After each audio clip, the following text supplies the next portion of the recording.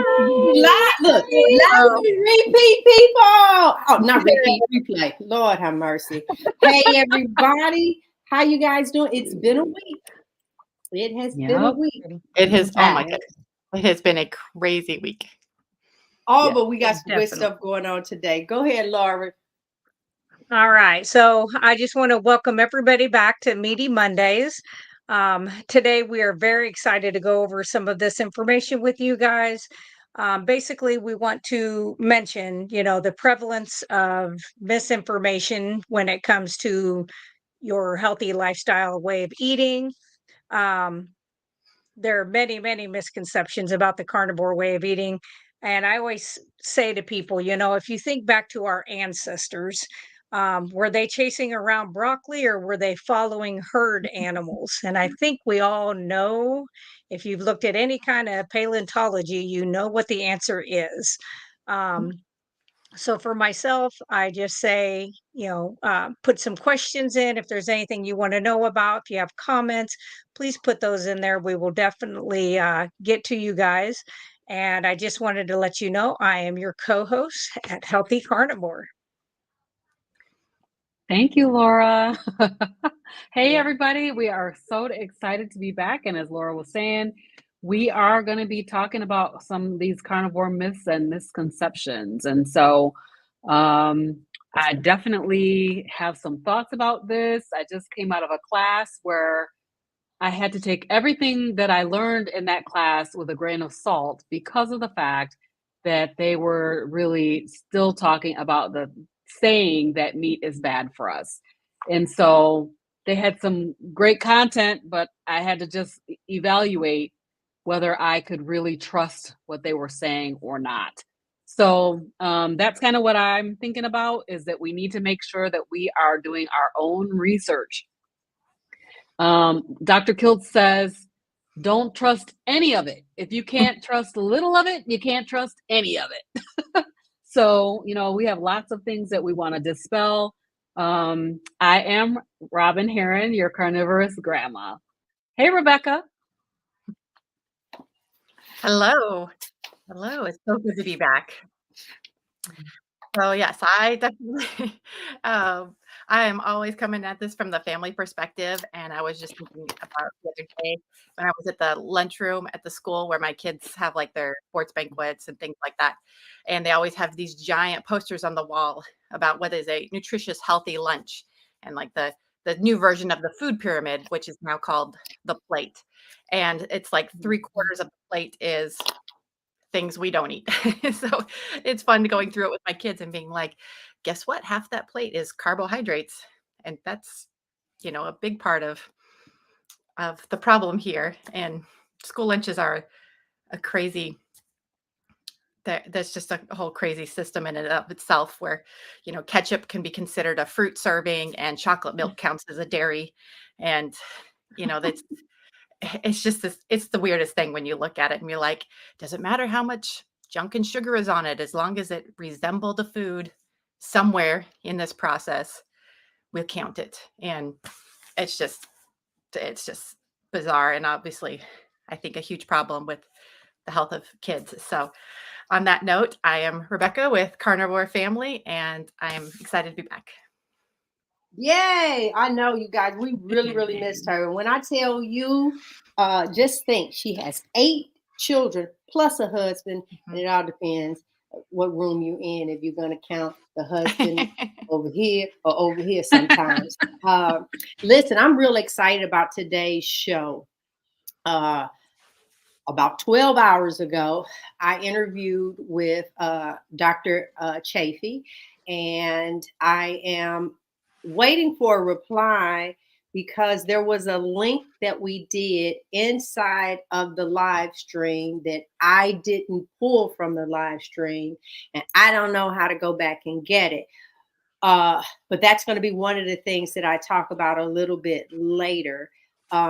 These misconceptions, I too, like Robin, we were actually in the same class. I'm going to let Robin do some of what we got from class that you really can't stand on. I try and tell people often that go against everything that you were taught. And then you'll probably hit it. Fruits are good for you. Go against it. Vegetables, go against it. Carb, go against it. Meat, stay away from. Eat it. There you go. It's like, unfortunately, it really is just that simple. Oh, and if you guys are come on, don't be sneaking and peeking. Get to speaking. Go and put in here and tell us who you are, where you are from. We are so happy that you are here. Hey, Bridgetta, how are you? So I am G Brown, the Lifestyle Changer. I am your last co-host on the panel today.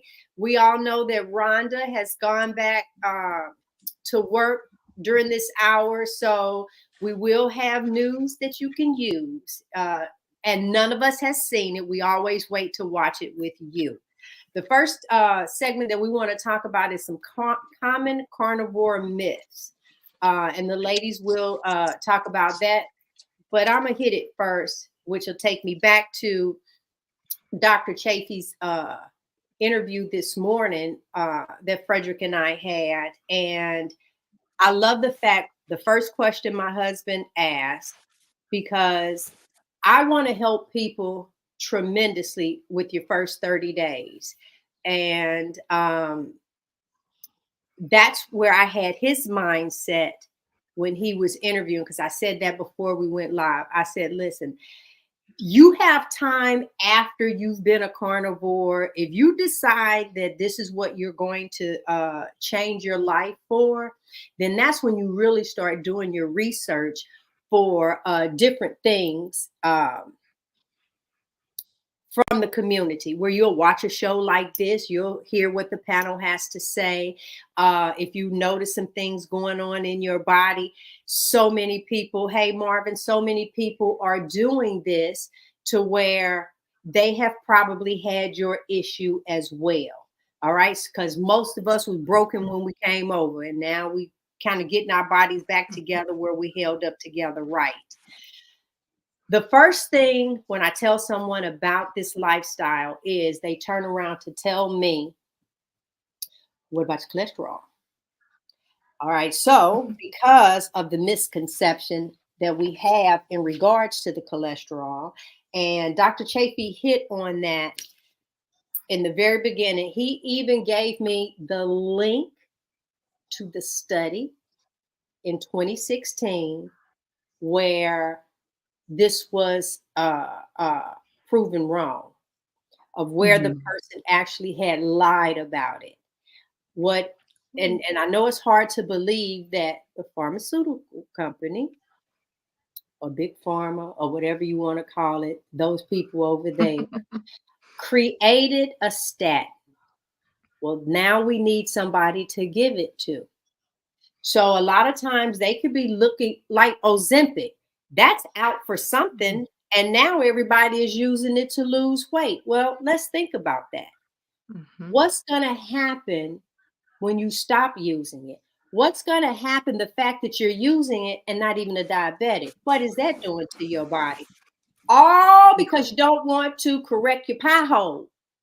And so with that being said, there are so many different things out here that's just not meant for you. He said today, he said, a koala doesn't go and eat grass. It eats the eucalyptus plant, whatever it is. Yeah. Eucalyptus. That's eucalyptus. All right. So that's what he doesn't turn around and say, you know what? I'm so sick and tired of having that every day. All right. Oh, look at them. Look what they eating. Let me go try some of that. Oh, that really look good on their plate. Only we do that. How many of y'all been in a restaurant and seen the plate go by and ask your waiter, what was that they just ordered? I know I've done that. I've done that doggone it if a pretty drink goes by. And I'm like, oh, look how pretty that drink is. What was that they ordered? Give me one of them. Mike don't even like it. But right here with the eyes, you caught it in. And so there are so many things out here, guys. I don't know why they did this to us. I don't know why all of a sudden it seems like I'm a conspiracy theorist now, to where it's like, listen, no, I know. It's like you get to talk, and I'm like, now I sound like the one who flew over the cuckoo's nest. Because it's like, oh, no, don't eat that. They're out to get you. Put your tinfoil hat on. Yeah. Go ahead and take a picture with the tinfoil hat on and say, oh my God, they're trying to get into my brain waves. Okay, that's enough of my rant. Rebecca, what about you? So myth busting. I think one of the things that we get asked the most is about how this is so much more expensive than eating any other way. Like, how can you afford to eat meat all the time? And, I have 8 kids. So people are just like, what do you guys do for a living that like we have to feed 8 kids either way. It's not, our grocery bill's not cheap, but it's I tell you, like, this is one of the most common questions I get. And when I go back and look over our food budget over the time that we've been doing this, which is almost 2 years at this point, we actually spend about the same or less than we did before. And which I think is really fascinating, because even though meat itself is more expensive than a lot of the other stuff we ate before, it is so much more satisfying, and we don't have all the filler foods that weren't. Like, we don't have any snacks or chips. We don't have cereal, which, my kids could eat $100 a week in cereal, before, and be hungry 45 minutes after they ate 2 giant bowls of Rice Krispies. Okay, because there's nothing satisfying in that. And then so we have snacks, and you're stopping fast food, of course. Eating out was just crazy expensive, and when you're busy and on the go, it's just you're always justifying these things. And then we have Friday night, we do pizza, and we would get a bunch of snacks, and that was easily a couple $100 right there. And that was just trying to be frugal about everything. So you cut out all of that filler food and the junk food, and you just focus on where we're literally just eating a half dozen items, and we're able to buy it in bigger quantities. And it's like, and if you're a small family or just for yourself, you can buy, the 10-pound pack of ground beef and put it up in chunks and freeze it, or do other ways of storing it. So you can get the benefit of buying in bulk. So we buy in bulk, we buy large quantities, and it really ends up being, and very little is wasted. And so it's, to me, that I think that's one of the kind of more fascinating things. I will say, in the very beginning, the first few months, it was more expensive because we were figuring stuff out. And we were eating lots of like processed meats and letting the kids have sausage and lots of, pepperonis and deli meats, and all of that's more expensive. But once we got a rhythm and we figured out what everybody ate and what was our normal routine, the budget started going down to better than it was before. It's about the same or better depending on the month. So that's one of my favorite parts.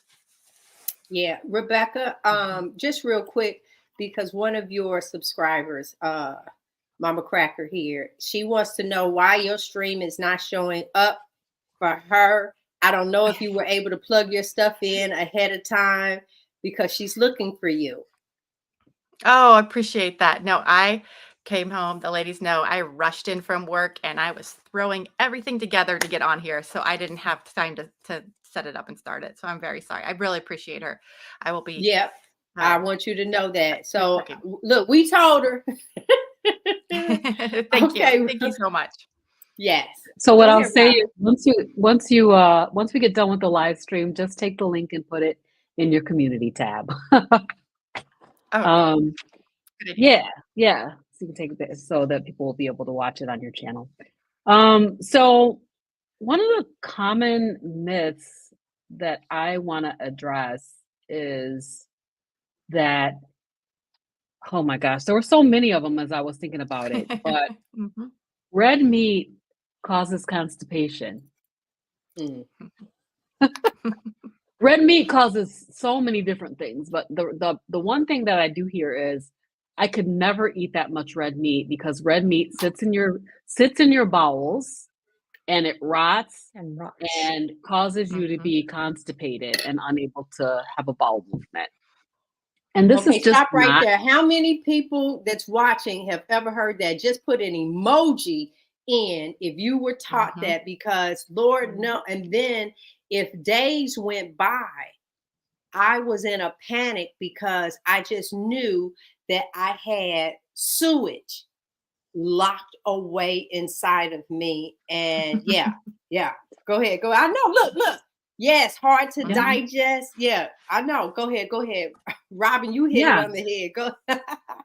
Yeah, so people really, so we really think that the meat is causing us to not be able to have a bowel movement, but truly it is fiber that causes this problem. It blocks up your bowels. And what Dr. Kiltz told me is that fiber is like a Brillo pad in your bowels. So not only is fiber just is unnecessary for human consumption, it really is, it's not very good for your health. It causes like leaky gut and other kinds of issues like that. But red meat is bioavailable to our bodies. So our body is able to consume most of what it is that we're ingesting. So you might have smaller, less frequent bowel movements if you are on a carnivore way of eating. Some people like me are regular for the first time in our lives. I had constantly. I was struggling with constipation. I had IBS with constipation before I started the carnivore diet. And when I went to having a normal, regular bowel movement, I was amazed. I had never experienced that I can remember. So meat does not stay in your colon. It gets absorbed, used by your body. It gets broken down into those micronutrients that your body needs. It has every essential element that you need for your health, for your body. So your body will break that thing down.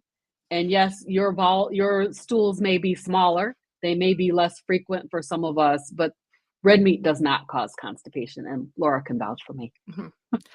I was going to say, on that note, there was a video a while back that Dr. Berry did where he said he had talked to a physician, and I can't remember which specialty it is, where they are putting in ostomy bags for people who have bowel issues and everything. So ostomy bags is basically catches all of the waste when there's problems with the colon or the intestines. And he asked him what he finds in ostomy bags, and the answer was it was never meat. Basically, it was lots and lots of vegetables and fibrous materials and things like that. The meat does not make it very far through the digestive system. By the time it gets passed through the stomach, it is like pretty much completely broken down unless there's severe other issues. But so I thought that was a really interesting, we'll see. And we all know the joke about corn, like corn coming in and out. Yeah, I watched a video with Kent Carnivore, I believe is his name, and he had his colon removed and has a colostomy bag.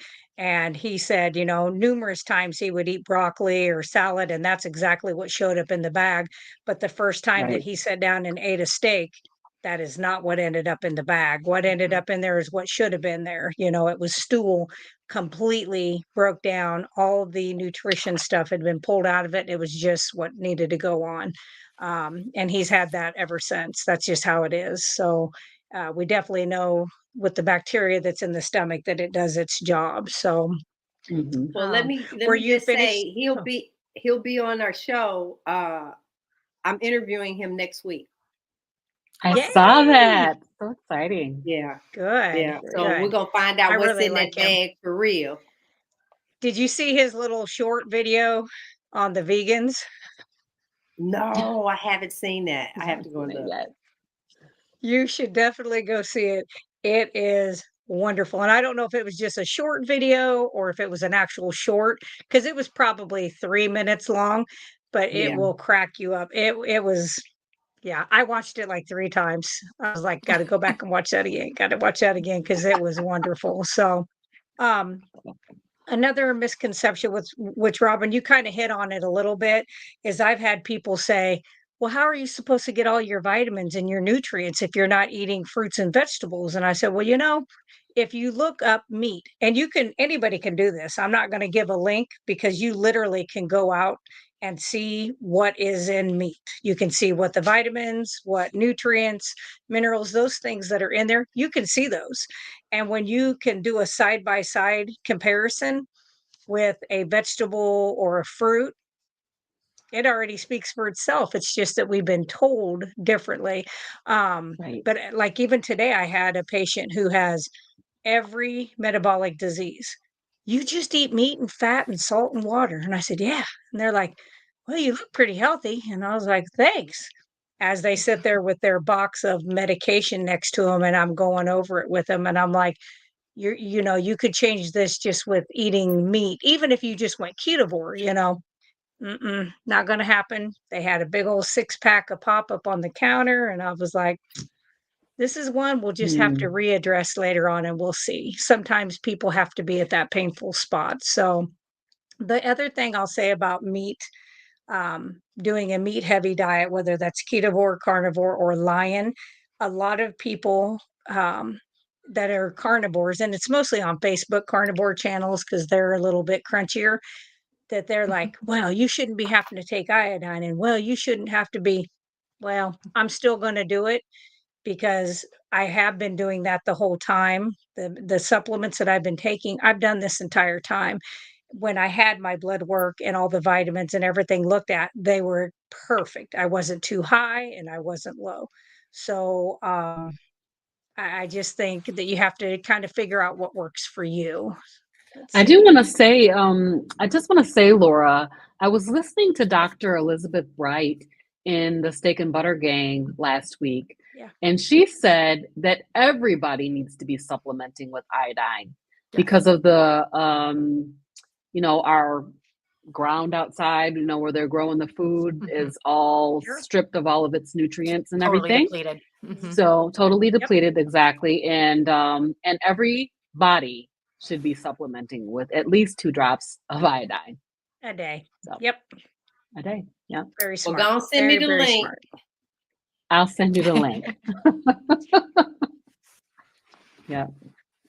And I do have that link in my description. So I have a link to that Google's iodine that I'm using in my description because yes, and I started taking it before even realizing that the reason why I was taking it, you know what I mean? But everybody is deficient in iodine these days. Absolutely. That is true. And it's really very inexpensive. Like, as a prepper, I have like 5 of those bottles because you just never know. But those 2 drops, I mean, even if it's 2 of you in the household using it, it's going to last forever. Yeah. Yep. So, something that I wanted to go over too on, a lot of people are, like you guys have said, well, show me the proof of this, show me the proof of that. And what I tell people is I'm like, I can't always show you super big studies because there's no money to be made on eating this way because it doesn't make money for big pharmaceutical companies, your medical complex. I feel like calling it medical military complex almost because I feel like it's about there. But the thing I always say is just go out to the store. And if you can look around and tell me, do these people that have the standard American diet items in their cart, and it's not being judgy and hateful, but it's just paying attention to your surroundings, do they look healthier?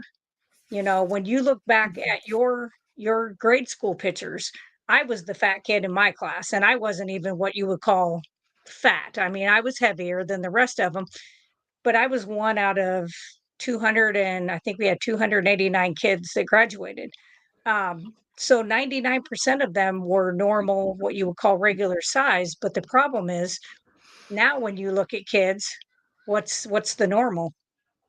If you've got a child that's not overweight, they're the abnormal, kid now. And so I always say, if you're willing to step outside your comfort zone and try this for 90 days and write down, keep track. Do you feel better? Does this look better? Do these, getting the lab work, stuff like that. That's really all the proof you should ever have to have is how do you feel once you get past that? Because there is some, some digestion stuff and things like that because we've ruined our gut biome. We've just trashed it and we've got to rebuild that stuff up. So, and that does take some time. I've had some people who have like a gallbladder removed or who get acid reflux really easy. And I'm like, you may have to supplement for a couple months with ox bile. That way you have the salts and you have the enzymes, which kind of help break stuff down until you're completely fat adapted. So that's what I think is I just tell people, and yes, I put tallow on, but I don't feel like any of us look our age. I'm going to be 53. I don't think any of it. G looks like you're not 33 anymore. Anyway, like 28. And Look, wait a minute. I was in Walmart today. A little youngster come up on me. I had to come back and tell Frederick about us. Boy, you better watch out. I looked at him. I said, baby, how old are you? He said, I'm 23. I thought you would be 60. And you just should have saw the look on his face. I say, but I'm too tickled because I can still pull him in. But you need a little more living to do, sir. You got a lot more living to do before, because you most definitely can't knock Mr. Brown out the box. I'm on lockdown, but honey, I'm still pulling them in. That's right. That's right. So the other thing too is that I tell people with this way of eating that I've noticed is all of the people that have changed their lifestyle to the carnivore, ketovore, and lion, any of those versions of that, their medication box goes from this to maybe 1 or 2, and sometimes it's none. They're done, completely done. So when you can reverse several diseases just by changing what you put in your mouth, I personally don't have to have a study that tells me that. I mean, I think they will be coming. I think Dr. Baker is working on some of that stuff. That lean mass hyper responder is a good study for people to go out and look. And it's actually pretty easy to kind of follow that to see. And anybody that worked through COVID in the healthcare system, we know for a fact the people who did the poorest were vitamin D deficient, which have to have cholesterol to use. And their LDL was extremely low. Every one of them, so that there's something because that is part of, working with the immune system. So I go based off how does it feel for me? Because what works for me may not exactly work, may not be the same thing that each of us do, but majority of it is meat, salt, water. So that's kind of what I feel like is the gist of my story anyway. So what about you, Robin?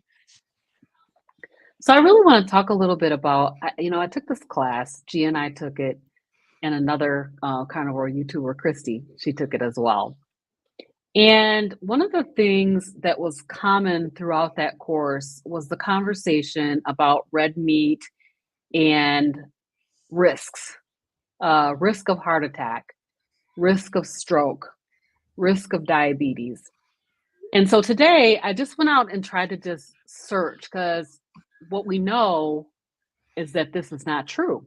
But as Laura was just saying, there's no money in funding the studies to find out for sure that this is not true. And that a lot of the studies that are out here are, they're just not good, high quality studies. They're not randomized clinical trial studies. They're like, they send in a paper to somebody and ask them what they ate over the past 5 years. And they fill the paper out. Who remembers what they ate over the past 5 years? Yeah. But just if you eat red meat, it increases your risk for heart attack, stroke, diabetes, cancer, even. And so I did go out and I just Googled it because one of the concerns that I have is that I was talking with my in-laws over the weekend, and I realized that my father-in-law just had I think it was a triple bypass and they put him on a Mediterranean diet once he came off of that. But we were talking about beef tallow, and he was saying he can't eat that. He can't eat beef tallow because it clogs your arteries, and it will, bring him back in line for another heart attack, And I was just like, that's not true though. But that's not the truth though. So I did find one study on the Annals of Internal Medicine, and it was saying that it's just suggesting basically that eating red meat might not be as bad as it's cracked up to be. That was the only thing I could find. So the problem is, if you go out here and Google and say, is red meat bad for your health? Most everything that you're going to see in your Google search is going to say red meat causes heart attack, red meat causes stroke, red meat causes diabetes, red meat causes cancer. All of these things are just not true. They're just not true. So I want to just recommend a couple of people to listen to, a few people to listen to: Dr. Ken Berry, Dr. Anthony Chafee, Dr. Kiltz, Dr. Obadia, Dr. Hampton, Sean Baker, all these doctors, even Dr. Lisa Wiedemann. And if you're looking for somebody in the medical community to talk to you about these things, these guys are all talking about it on YouTube. They're all doing many, many interviews with people. They're meeting with us for an hour for free. When is the last time you met with your doctor for an hour? Yeah. First of all, you're not going to meet with your doctor for an hour. And then and they didn't charge you.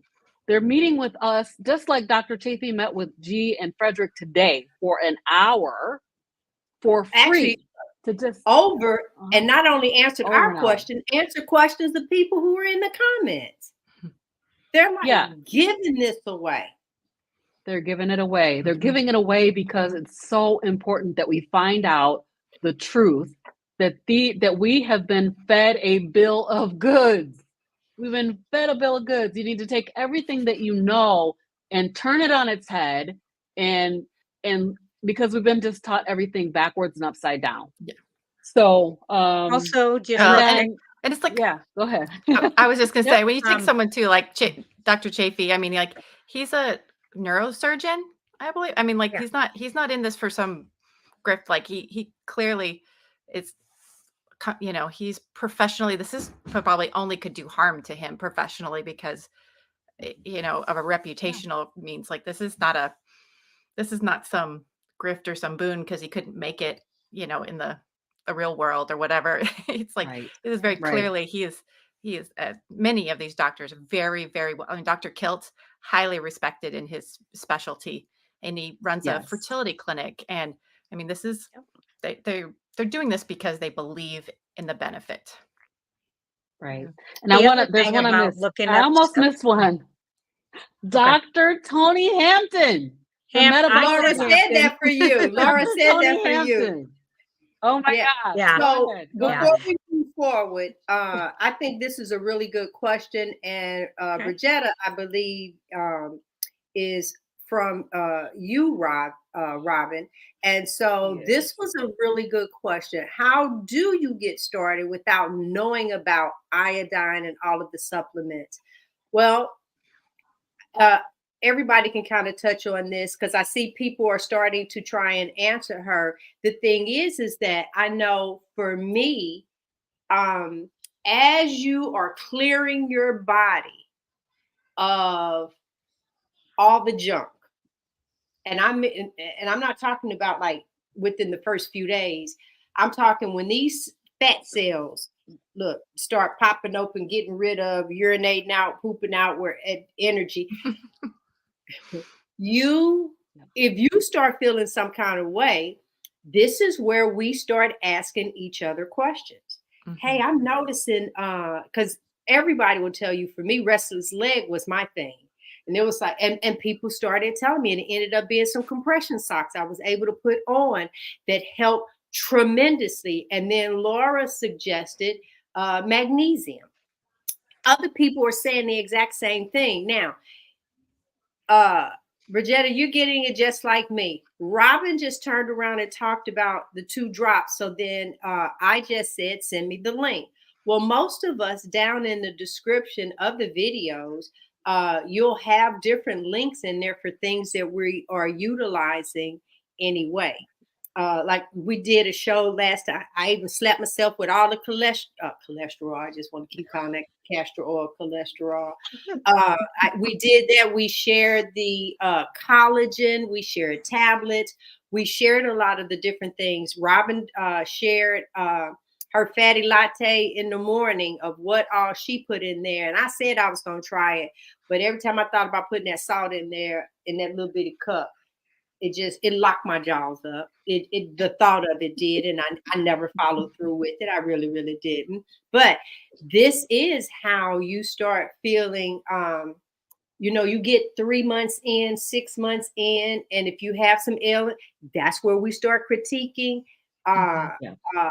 our own, not each other, but our own. What else am I adding? And so one of the things that I love is that everybody on the panel that is here tonight. Rhonda isn't here to speak for herself, but starting February 1st, we are all doing the Lions diet. We're taking it up a notch. We're cutting out. It's going to be ruminant meats, water, and salt. And but I'm adding one thing to mine though. And that will be my homemade ghee because of my fat intake. I'm really, really, really, really trying. But if you say don't do I was making it into ghee though. I was pulling that part off. Yeah. I think even with the lion diet, you can do that because you can do the tallow, you can do any of the extra fats. I Correct. think the main Oh, and thing I just saved a is whole the bunch of fat. yeah. So I think the main thing too is like getting rid of the dairy part of that butter and having ghee. But I think even just butter is fine doing the lion diet. I don't think that's going to hurt anything. The other thing I was going to say, Robin, to let you get back to what you were saying, is when you use a specific search engine, it's amazing what you can and cannot find. And I did that That's today, true. researching those GL2 or GL2 or GL1 receptors, that Ozempic and that stuff. I was looking some of that stuff up. Somebody asked me some questions. I was like, that'd be a good live. When I went to Google, oh, it was like, praise, hallelujah, it's saving the world. When I went out to DuckDuckGo, which is a private search engine that doesn't track you, it gave me everything. It gave me the good, the bad, the ugly. It gave me everything. And I was like, okay. I was like, well, who the hell's running Google? I'll just leave that there and you all can figure that out. Yeah, I think my concern is how difficult it is to get this message out here. And this is why each of us have a YouTube channel talking about it, right? It's because this message is it's being drowned out by vegans and vegetarians and big pharma and big food. It's the message is being drowned out. So it's important that each one of us tell the story. My father-in-law does not need to be using no olive oil, especially not from Aldi or someplace like that. Yeah. You know what I'm saying? It's that lard and beef tallow are the best cooking fats you can use. Bacon grease. Those are the best cooking fats that you can use, and not canola oil, vegetable oil, all those olive oils, even avocado oil, all of them. The best ones that you can use are the saturated fats that come from the meat. So, okay, who's next? Rebecca. Rebecca's been quiet, so it has to be her turn. That's right. That's right. So one of the things to think about is you're trying to parse through all of this information, and Robin touched on this. It's understanding where we get our studies from, where we get this information when they come out and say, eat blueberries because they have antioxidants and that meat will give you heart attacks. I know it's really hard if you don't have a lot of background in science or how these things are done to start to dig in and realize, like Robin said, is a lot of the food guides that they come out with, or the food studies, are polls basically, where they have asked people, what did you eat over the course of this time? And they're doing it from memory, or they are supposed to be tracking what they're eating over a course of amount of time. And you don't know how honest people are in those kinds of things. And all it does is show correlation. And so there's this difference of what we call correlation versus causation. And so Causation. correlation just shows that these two things happened at the same time, but that doesn't mean that one causes the other. And so Mhm. something like the meat consumption, when they see heart disease correlates with high meat consumption, they don't distinguish Gotcha. between someone that eats only steak and somebody that has a Big Mac from McDonald's every day for the last 15 years, where they're consuming a lot of meat, but they're also consuming a sugary drink and fries and the bun and whatever 785 ingredients are in the sauce. And so those are correlated, but you can't say one causes the other in that. And they're cherry picking how to look at it, because most of the time they are looking for something, and they're looking for some story, and they're often looking to prove a point that has to do with it benefits whoever's funding these studies too. And so once you start looking back over through that, you're seeing that most of this information comes from a very disingenuous place and a very biased place. And so having to start learning how to question that information and where it comes from will help a lot if you're wanting to be able to answer well these kinds of things. And someone that hasn't been mentioned that I like to watch is Professor Bart K. So he's a doctor, but not a medical doctor. He is a research-based doctorate, and I believe it's in cardiovascular physiology. So he science of the body and how it works. He's really, really good. He goes into great details about these kinds of things.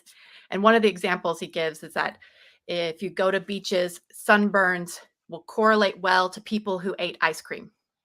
And because of that, which therefore eating ice cream causes sunburns. That's what correlation is. Just because they happen together, though, doesn't mean that ice cream is actually causing sunburns. They just happen to be because people do both at the beach. And so that kind of gives you an idea of how to start thinking about these things differently if it's not in your wheelhouse already. So so on that note, the myth that I wanted to point out that hasn't been brought up is what about vitamin C? So vitamin C is an interesting one because it's not there's very small amounts in meat. And if you look at the numbers, there's not enough vitamin C in meat to get your daily recommended consumption of it. And so the question is, how do we not get scurvy if we're not consuming particularly fruits with vitamin C in it? And this is something I learned from Professor Bart K, is that vitamin C, so I'll put it this way, competes with glucose for absorption in the cells. So the way the body absorbs nutrients and anything, it's like puzzle pieces. So the cells have this puzzle opening, and only certain things can fit into it. And vitamin C and glucose have to compete with the spot, and they both have a similar shape, so they both can fit in. So if I'm consuming a lot of glucose through breads and sugars, then it overwhelms the cells and the vitamin C can absorb. So we have to consume a lot of vitamin C to absorb it.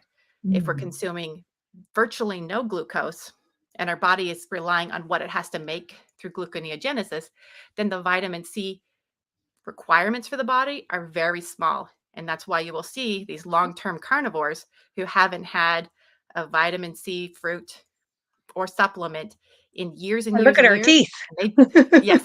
And they do not have scurvy. Which is what happens when you're vitamin C deficient. And so that is just one of those kind of oddball little things. That's why we don't struggle with that, because we are not eating too much glucose. So that was my Well, right. Go ahead and finish with this question right here. What do you ladies use specific soap, facials? Because that facial came up on the other one So what are you ladies doing? Y'all know what my new answer is. We saw yours. I make my own.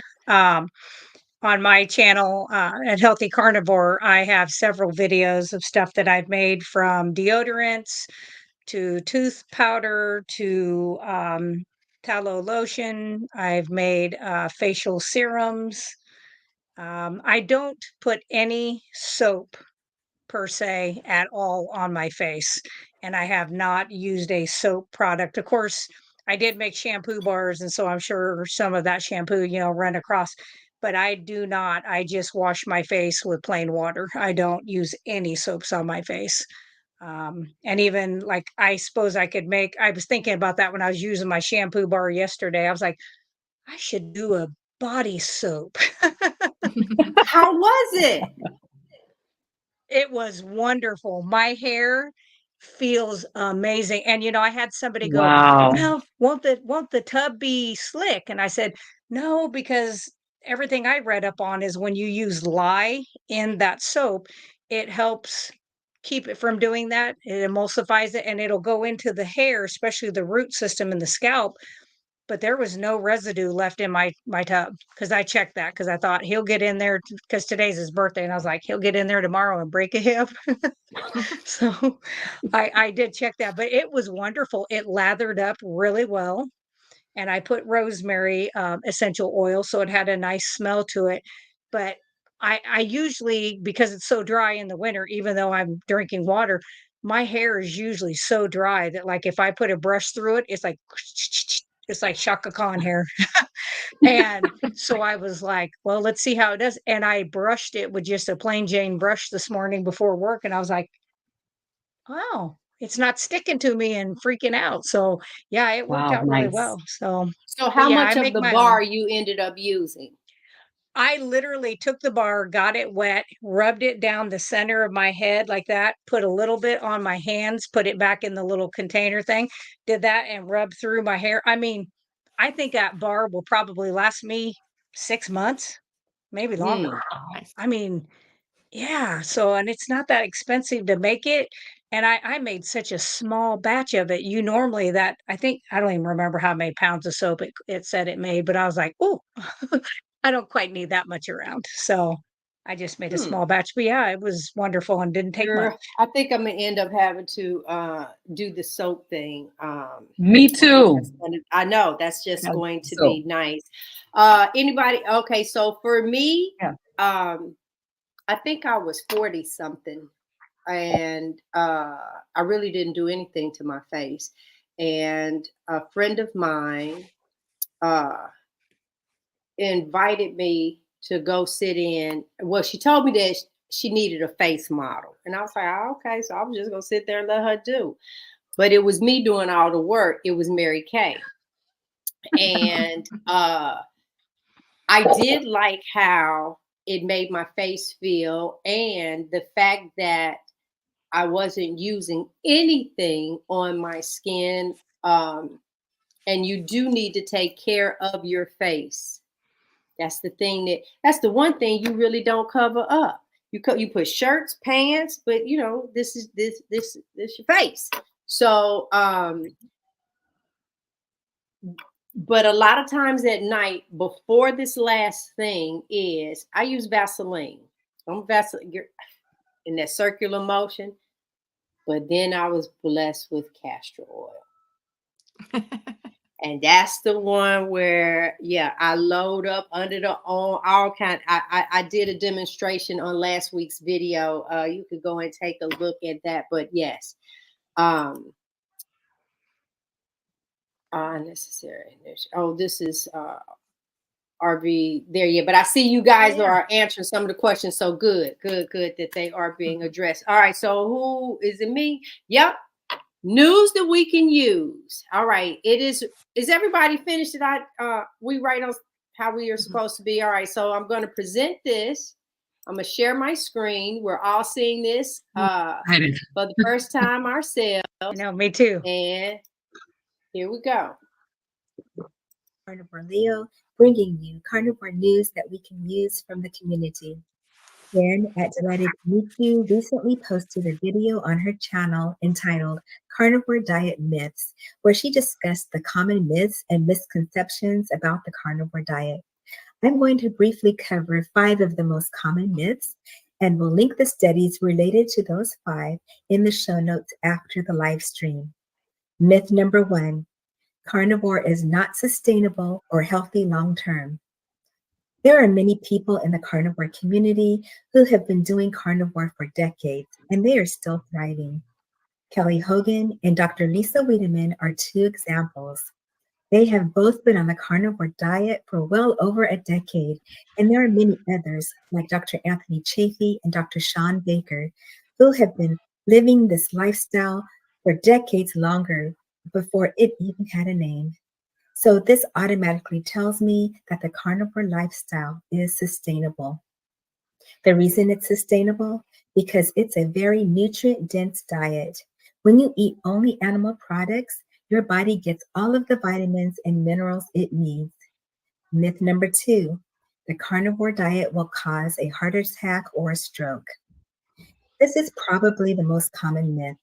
Believe it or not, the evidence that's available has not consistently shown a correlation between high total cholesterol and especially high LDL in heart attacks or strokes. And there's definitely no data indicating a strong causation between those factors. Yes, LDL matters. However, the number of LDL particles you have is not what matters. It's whether or not those LDL particles have been damaged. When they're damaged, they become small, dense particles that can build up and create atherosclerotic plaques in your blood vessels. When they're not damaged, they're large and buoyant and fluffy particles that do a lot of good things for you. The way that LDL particles become damaged is by being exposed to glucose. So sugar and carbs are the problem, not the fat. The research does consistently show that high HDL and low triglycerides make you less likely to have a stroke or a heart attack. And both of those things are a result obtained from the carnivore diet. The carnivore diet is going to make you less likely to have a heart attack or a stroke. Myth number 3, the carnivore diet will cause gout. The truth is, inflammation, fructose, high insulin levels, and being overweight or obese are the top 4 things that lead to gout attacks. So if you don't want to get gout, avoid high levels of fructose, especially fruit juices and sweetened drinks with high fructose corn syrup. You also want to avoid anything inflammatory, such as industrial seed oils. Eating a low-carb diet like a carnivore diet is going to decrease inflammation, generally lead to weight loss, and it's going to keep your insulin levels low. This way of eating prevents gout. It does not cause gout. Myth number 4, you'll get scurvy. Some signs of scurvy are fatigue, weakness, bleeding gums, and excessive bruising. And scurvy occurs when your vitamin C levels are too low. It's true that there's not a whole lot of vitamin C in the carnivore diet. It's basically one of the only nutrients that's found mostly in plants. What's interesting, though, is that there are thousands of carnivores out there, and scurvy doesn't appear to be an issue. A reasonable explanation for why that is because vitamin C and glucose compete for transport in your body. If you're not having any carbs or glucose, then you can use up all of the vitamin C that you take in, and it does not have to compete, and you get to use it all. So vitamin C requirements in people who don't eat carbs are much lower. Myth number 5, you'll be constipated on a carnivore diet. It is commonly believed that fiber is necessary for normal, regular bowel movements. There is a study that states otherwise. The study is entitled, Stopping or Reducing Dietary Fiber Intake Reduces Constipation and Its Associated Symptoms. It turns out that fiber is not what's necessary for bowel movements. The amount of fat we eat is what we need to pay attention to. If your stools are on the hard, dry side, increase your fat intake. If they are loose, decrease fat a little bit. It's literally that simple. As stated earlier, I will link the studies that debunk these myths in the show notes. This has been Carnivore News that we can use from the community. Thank you for watching, and good night. Love it. Awesome. Love it. Yeah, Love it. very Yes. good. And that ended up being just what we were talking about. Oh, wait a minute. Let's go back here so I can see you guys. Yeah, that was just what we're talking about. And she just wrapped it right on up. Go ahead, Rebecca, wrap us up.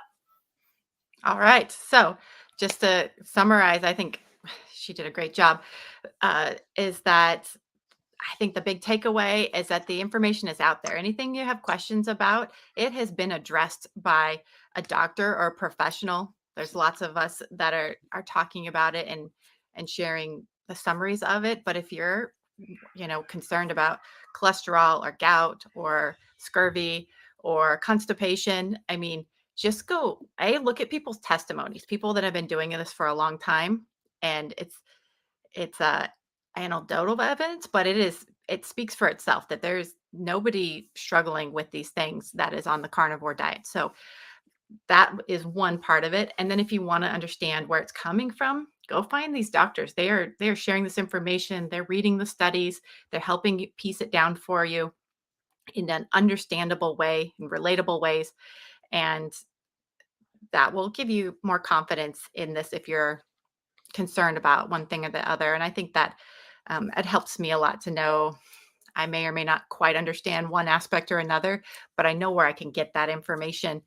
And, as I remind my husband regularly when he's, gets concerned about something or another that he heard, I was like, you feel so much better. Like you have your life back. You're not taking a dozen medications that you were 2 years ago, and you're thriving. So the benefits they speak for themselves. And so it has not caused you any problems at this point. It has only solved problems. So that alone gives us confidence that this is the right path for us.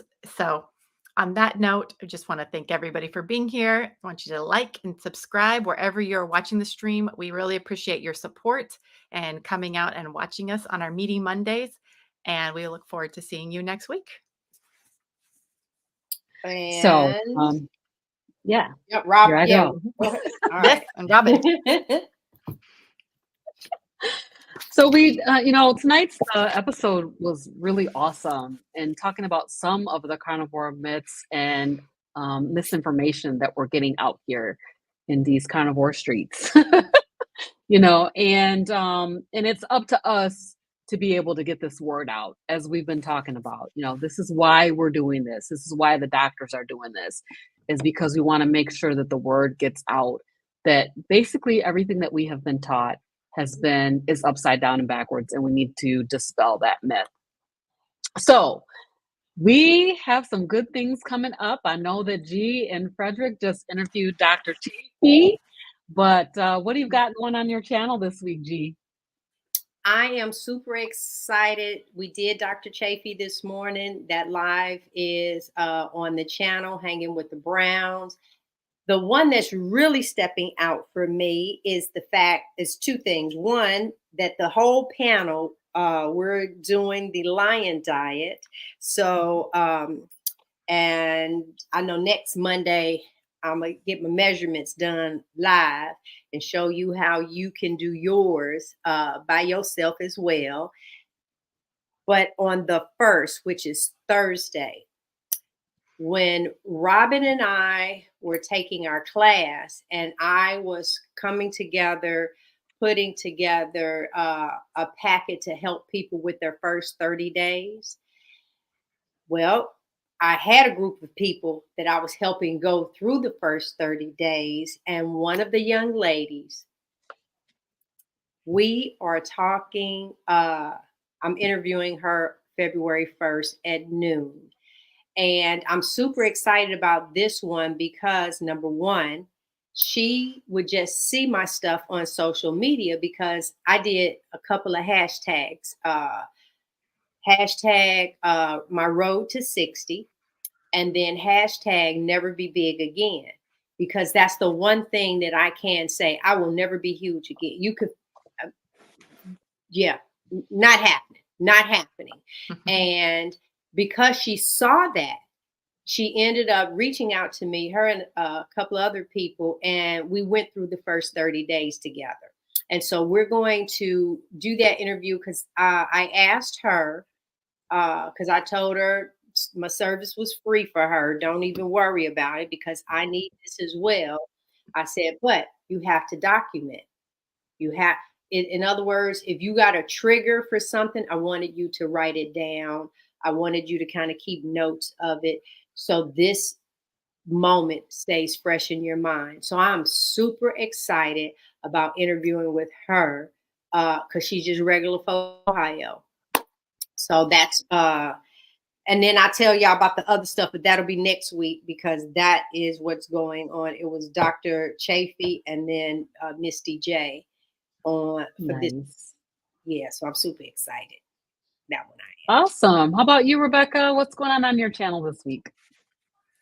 Well, I have been rolling out what we call our phases of transitioning for the kids to carnivore. So my husband and I, we went cold turkey. We decided to do carnivore. The next day we were all in. But with the kids, we went on a more subtle path just because it felt a little it was just easier and it was less difficult for them.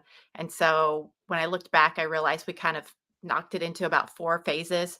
The first 3 each were about 3 months long, where we, took out a bunch of these foods and added this in. And then, 2 or 3 months in, we took out other foods and added others in and so on. So I call it like our phase 1 and phase 2. I have had videos out for those already, where phase 1 is you take out all the big ugly carbs, your breads, your sweets, pastas, all of those kinds of things. And you're just focusing on meat, and whatever it takes to get them to eat meat is fine. So we let them have sauces and cheeses and all those kinds of things because we're just making meat the star. And that's our only goal right now. And especially if you've been eating just totally on the sad diet. And then in the second one, we start to look closer at the carbohydrates and the breads and things like not breads, the more detailed, refining it down. That's when we took out fruits and vegetables. That's when we started weaning off of the sauces. And then in the third phase is when we really focused in more on the fine tuning and getting rid of processed foods. We started getting to where all of the deli meats and the sausages and things like that were only occasional items instead of a daily items, so that we were mostly eating whole meats. And then the fourth was kind of was what we're in now. That's our maintenance phase, where we're just refining the system, getting used to what they like, teaching them how to cook those things. And so that's what I'm working on, is a video really breaking. I have one where I break down just kind of a summary of it all. And then for each phase, I'm going into great detail just to give people an idea of where do you get started? How do you get a 4-year-old to eat meat? And then how do you get a 16-year-old to just eat meat? I have one of each. So, that's what I'm doing right now. Can I add to that real quick? Is it possible to put together for each phase in a right? You're dealing with older people here. Yeah, to document it down, and because I have some people, and you're the one. Everybody has kids, but y'all don't have 8 carnivores, so she wins. And she have like this. So whatever craving that we're looking for. And if you could in the process, and if you needed some help, because maybe I can get the gist of it for you, and then you can go from there. But I would love to see something like that. And I would help you put it together to where like for me, I'll send you a PDF. I'm actually having it revamped right now with a company, but it's 4 weeks of menus, and then there are blank menus for you to do. And so I give you a list of ruminant meats. So you have the menu, and then you have what are your fattiest meats, and so on and so forth. So I break it down like that. I would love to help you to do that. And then, it's something tangible or something they can download or something they can print off to give them that they go to the store and it's like, no, we're in phase 2. That was phase 1. We're not getting them groceries. Almost like even a grocery list for them. These are the things, Oh God, yes. All right, next person. I'm sorry. All right. That's Exactly. that is definitely on my to-do list, and I want to put down the other because I have a grocery guide that I give out now, but my husband was like, you should make one that's for each phase so that people can kind of see where they're at. I agree. And then people can take the time that it works for them, because if you're starting in one place, phase 1 might be, only a month long. If it's just you and a 10-year-old, that's easy to work with. And phase 1 might be 4 or 5 months for your family, just depending on where you're at. So that's definitely, I appreciate the offer there, G, and I'd like to do something like that. Okay. All right. Well, I think that makes sense. You got the grocery list. So now it's almost done. Shoot. Okay, go ahead. I'm sorry. Okay. So, a couple things that I've been thinking about. One is that GLP-1 medications. I did quite a bit of research on that today. I spent my hour lunch really going over that. So I potentially am going to do that this week. Another one is I had somebody reach out and kind of wanted me to go through like a prepper list of things that I have done, not to the extent of like when I'm on Robin's live, we're going to do some stuff that is prepping, involved. So I'm not going to do anything deep, but I do have like a guide where I've written out like where my craziness is as to who knows what's coming. These are the things. I had somebody who was like, yes, where do we start? Because, some people live in the country. I live in a small town, but these things are things that anybody could purchase, get stocked away, just for a little bit. Because I mean, we've been very fortunate in this country that none of us right now, and like I'd say 98% of the people alive have never went through true food shortages, water shortages, medications where you can't get to pharmacies. And so I don't say you have to plan for the next 10 years, although I probably do, but you can plan for 3 months, just in case. So that's kind of what I thought about going out and kind of doing that. So that'll be my week, and trying not to go crazy on the medical system that's broken. Thanks, Laura. So for me, I will be doing some more cooking videos. I'm trying to bring back my what I eat in the days. I kind of fell off on that because I just got, after the fast, it was like, first of all, during the fast, I wasn't eating anything. So after the fast, I kind of fell off. So getting back to doing some of that. On Saturday, I have 2 live streams. One is going to be a cook and eat with Christy at Meeting Wellness. And then I have a live interview with Carrie at my Metamorphosis. So I'm excited about those 2 awesome live streams that are coming up on this Saturday. I want to let you guys know that we are going to next week is February, the first Monday in February. So we will have a giveaway. Yay! Giveaway on the first Monday of February. And then we will also be talking about Carnivore Success Stories Showcase. So I see G's showing you the giveaway products. So come back and be with us next Monday night at 7:00 p.m. Eastern for Meaty Mondays with the Fierce FeLions.